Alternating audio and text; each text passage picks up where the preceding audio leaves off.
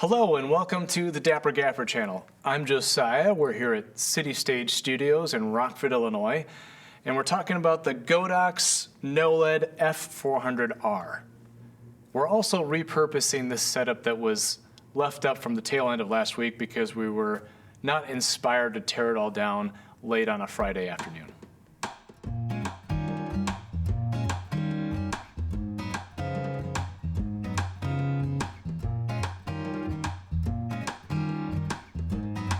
On this channel, we like to take equipment out and use it before we do a review on it. And in this instance, we've actually had this light for over a month now and have taken it out on quite a few real productions and have used it in quite a few different scenarios. So I feel like we have a pretty good feel for what this light can and can't do. Godox did send us this unit and we do get to keep it, so thank you, Godox, for that. But they're not paying us for this review and there's no stipulations on what we can or can't say about it. So this is Godox's most recent flexible matte light design, the F400R. F is their series of flexible matte lights. 400 denotes the approximate wattage, and R signifies that it's full color versus their BI, which is a bicolor version of the same fixture. So as far as the build of this light goes, it is fully IP54 rated, which is great, meaning you can leave it out in the rain and the dust, and it's going to be just fine. From a build quality standpoint, this thing, I'd say, is built quite well. The material that they used for this is very robust.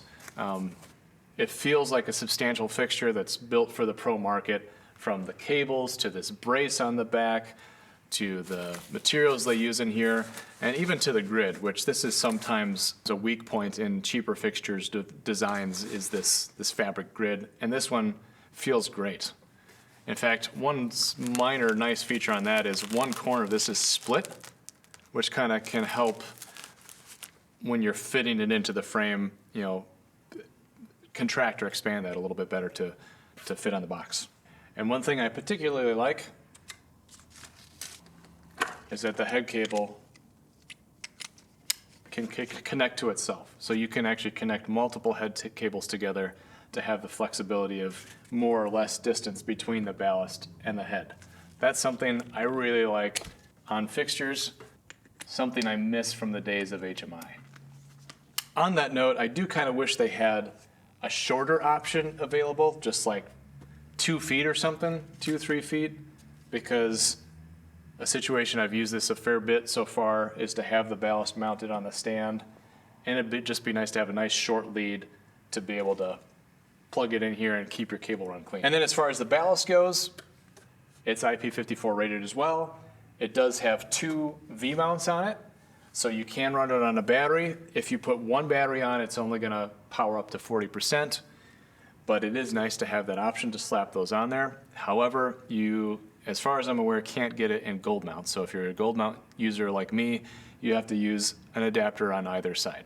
Also has this little V-lock idea here, where some manufacturers are doing that. It's nice to get the ballast off the ground and kind of doubles the ballast as a weight for the stand.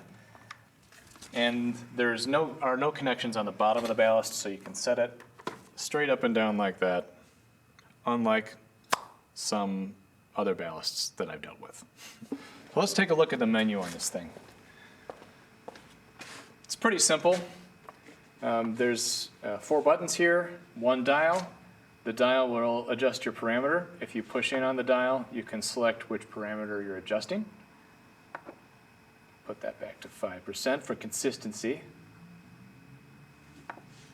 And you have a preset button here, so you can save a bunch of presets. Nice option to have if it's something you want to recall. There's a lockout button. Here, I'll get out of that for a second. A lockout button, so if you don't want it to get bumped and changed, hit that lockout button. Nothing will change until you hit the lock button again. It has the mode setting with all your standard modes, CCT, HSI, RGBW, and effects. As far as like the ballast itself, that's that other V-mount on the back there. The power goes into the back of the ballast, and it also has an Ethernet port, so if you want to run ArtNet or something more complex like that in big lighting environments, there's an option there. That is only available on the F400 and the 800. The smaller units in this line do not have ArtNet capability. And on the other side, we've got our classic 5-pin DMX hardwired in and out, as well as a USB port for updates and such. Let's pop this back, and then of course it's all got rubber caps on it to keep it IP54 rated. This light, I think, is also very well accessorized. It has this classic softbox form factor on it, which you can use with or without the grid. And of course, you can take off altogether if you wanted and just kind of use the hard diodes inside. But then in addition to that, they have a pancake lantern, which is like a softbox that bellies out in the middle. I find that pretty useful, especially for like roundtable discussions or something where it kind of gets the light down into people's eyes a little bit more than something flat like this. And they also have an inflatable softbox option. So this is what that looks like. Just comes in a little baggie. Diffusion is on one side, clear on the other. Seems like something that could also double as a life-saving device if you're, in a predicament like that. Included in that kit is a pump that's meant to make this pretty fast. So we will time it so you know the time that it takes to make this happen. That just goes in there. Flip the switch.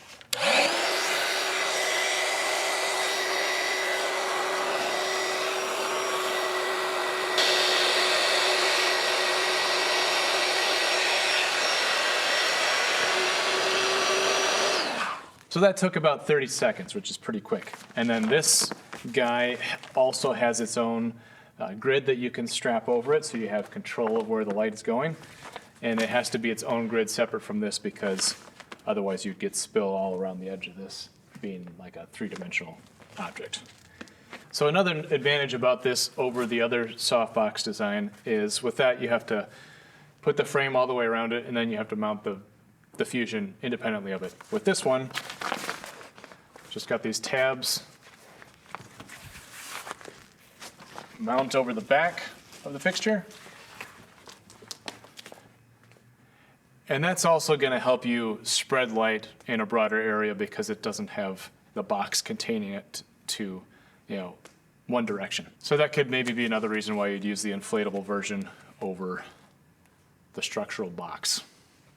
Not quite as clean a look, maybe as a traditional box, but interesting option to have. And we'll throw the grid on it quick just to see what that looks like.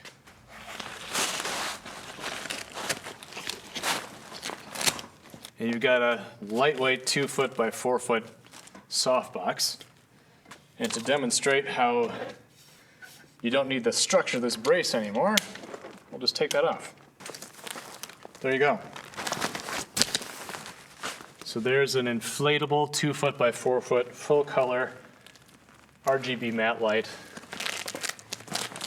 And it's got these eyelets in the corners, which would make it very easy to rig up into a ceiling or something with some fishing wire or something of that nature. Sash cord. And on the subject of hanging that inflatable in the ceiling or something, it also comes with this lightweight fabric skirt that you can put around it so you can control the light in that way instead of using the grid. So this is the case that comes in. Nice label on the top there, F400R. It's not, I feel like, super well, intentionally built out for this kit. It just kind of happens to fit in there, so I'm not going to go through the pack out on it. But let's just do a build on this so you can see how it goes together and get a feel for kind of the time frame that it might take to deploy this light after rolling it to set.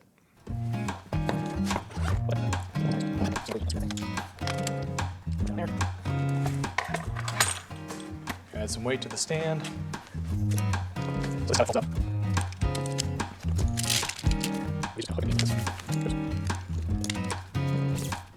And there's a little tension here, so you can just kind of bend them a bit like that. Or if you need to break them loose, you can push that button in to give you a little bit more flexibility in the arm. And then it'll just click in place. There you go. It does have This option, I don't really care for those too much, so I use a grip head. So.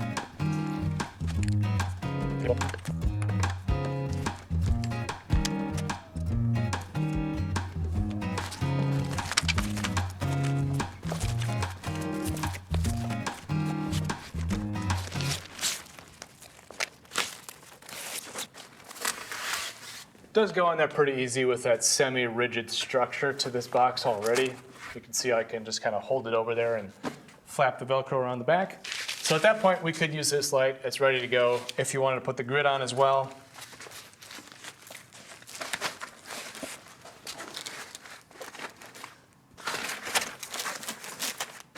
That slips in there pretty easy too.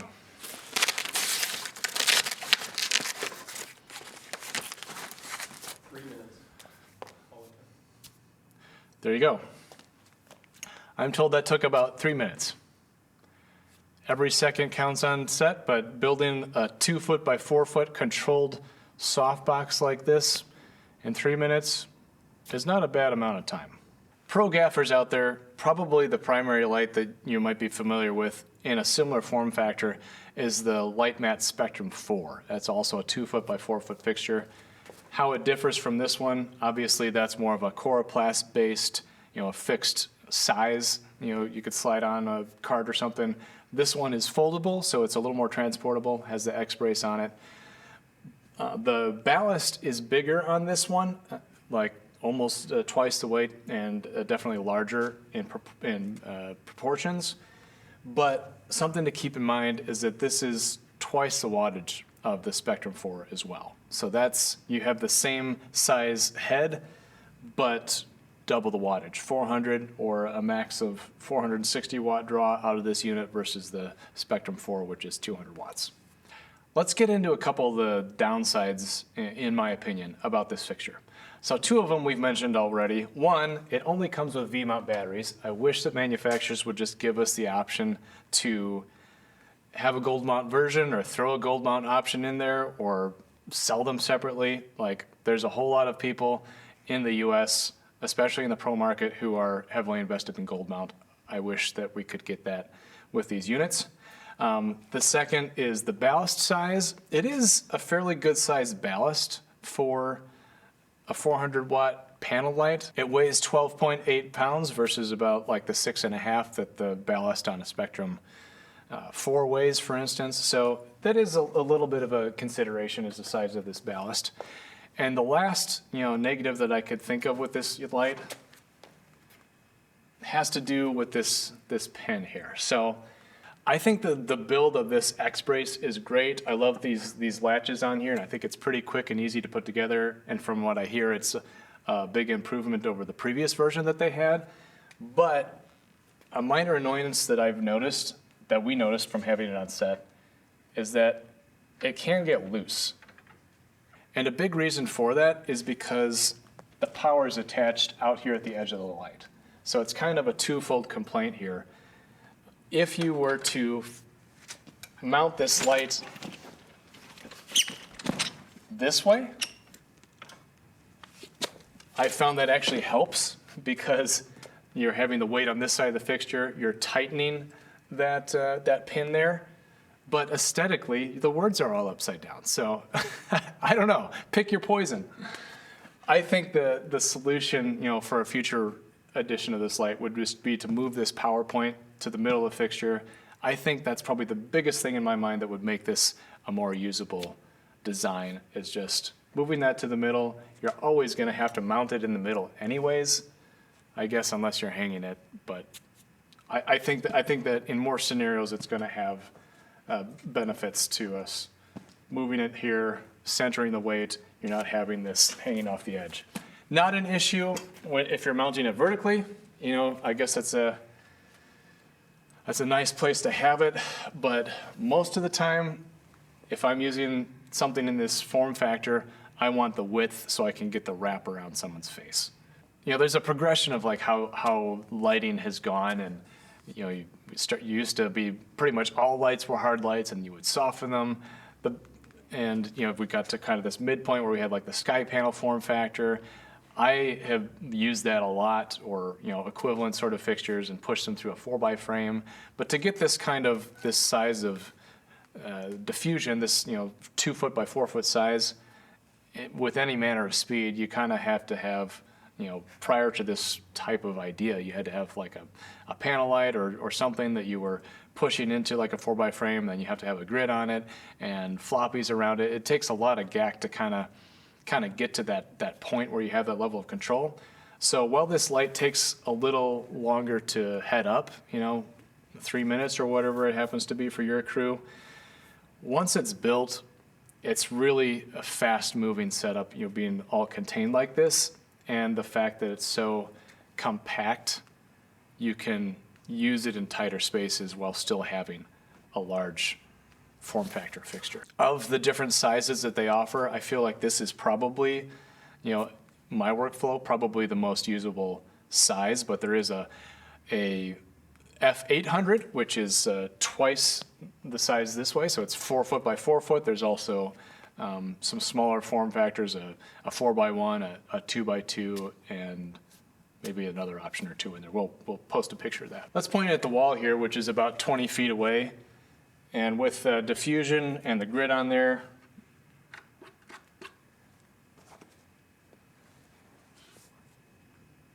that's a pretty good throw for that soft of a light. I'll change it to 5600 just so you can see kind of what that looks like. But you get an idea of the kind of output that it has. As we were editing this, we realized we didn't put it into color mode at all. This is a full color fixture and has a lot of nice saturation on tap. So as I go around the wheel here, you can see that. But being 400 some watts, if you really wanted to fill a room with some saturated light,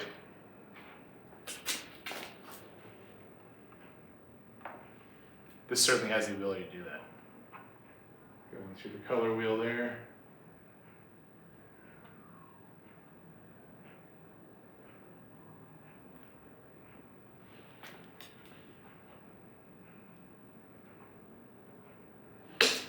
So yes, using a light like this, a lot of the times, maybe 80–90% of the time, I'm just using it as a white light.